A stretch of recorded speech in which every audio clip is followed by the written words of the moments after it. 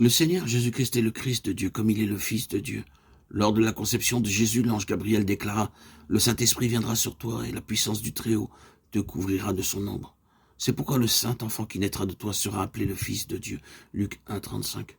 À sa naissance, un ange du Seigneur annonça au berger que l'enfant nouveau-né était aussi Christ le Seigneur. C'est qu'aujourd'hui, dans la ville de David, il vous est né un sauveur, qui est le Christ, le Seigneur. Luc 2, 11. Pierre aussi reconnut Jésus comme le Christ et le Fils de Dieu. Simon-Pierre répondit, tu es le Christ, le Fils du Dieu vivant. Matthieu 16, 16. Par sa résurrection, Jésus-Christ, notre Seigneur, fut déclaré Fils de Dieu avec puissance selon l'esprit de sainteté. Par sa résurrection d'entre les morts, Romains 1, 4. Par cette même résurrection, il a été déclaré par Dieu Seigneur et Christ. Que toute la maison d'Israël sache donc avec certitude que Dieu a fait Seigneur et Christ, c'est Jésus que vous avez crucifié. Acte 2, 36. De même, en croyant en Jésus en tant que Christ et Fils de Dieu, les hommes peuvent avoir la vie en son nom.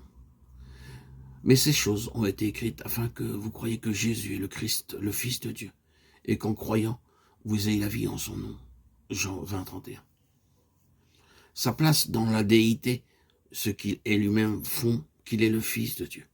Dans le plan et selon l'œuvre de Dieu, le Seigneur Jésus est le Christ de Dieu parce que oint par Dieu, d'éternité en éternité. Il est le Fils de Dieu. Mais dès l'instant où le plan de Dieu s'accomplit, il devint Christ. Le dessein et le plan de Dieu sont axés sur son Fils. Il est la tête du corps de l'Église. Il est le commencement, le premier-né d'entre les morts, afin d'être en tout le premier. Colossiens 1, 18.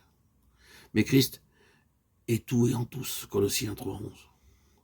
Dieu a créé toutes choses et l'humanité pour manifester sa gloire. De nos jours, les croyants manifestent très peu la personne de Christ, mais un jour, toutes choses le manifesteront parce que l'univers entier sera rempli de lui.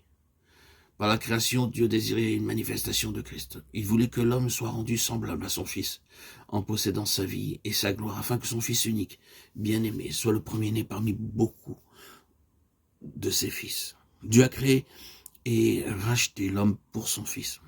Ainsi, la rédemption fut nécessaire pour atteindre le but de la création. Christ est l'époux, et nous sommes l'épouse. Il est la pierre principale de l'angle. Nous sommes les nombreuses pierres vivantes de l'édifice. Dieu nous a créés pour satisfaire le cœur de Christ. Ainsi aussi, nous sommes reconnaissants lorsque nous voyons notre relation avec Christ. En vérité, la pensée centrale de Dieu est Christ. Tout le dessein de Dieu est centré sur lui. Ce dessein comporte deux aspects. Que toute chose puisse manifester la gloire de Christ, d'une part.